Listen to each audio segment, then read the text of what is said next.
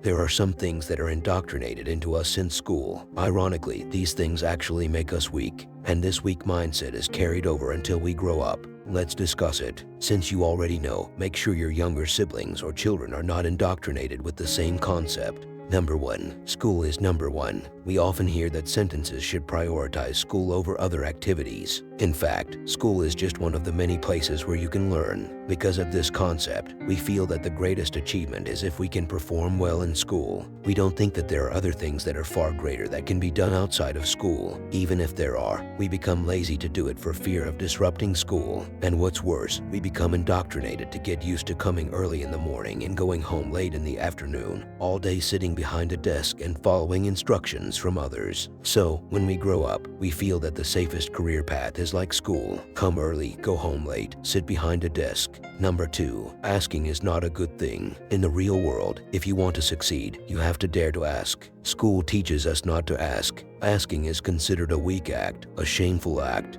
In fact, asking shows that you understand what you want and you fight to get it. Look at the most successful companies and businessmen in the world. They are the ones who can ask for big capital from investors, who can ask business partners to collaborate. So, next time if you want to ask something to anyone, don't be shy, bro. Don't think about being afraid of being rejected. Being rejected is a normal thing. There is nothing to lose. And if your request is accepted, it's a jackpot, bro. Number 3. The ability to memorize and solve problems is the most important thing in school. We are taught that the most important thing is the ability to memorize, the ability to solve problems. The better you memorize and solve problems, the higher your test scores. And success in school is seen from test scores. But in the real world, brain power is not the most important thing, bro. Many other things prove to be much more crucial. For example, mental strength, the ability to struggle in the midst of adversity, the ability to sacrifice and restrain oneself, the ability to maintain character and honesty in the midst of temptation, the ability to remain a good human being in the midst of an evil world.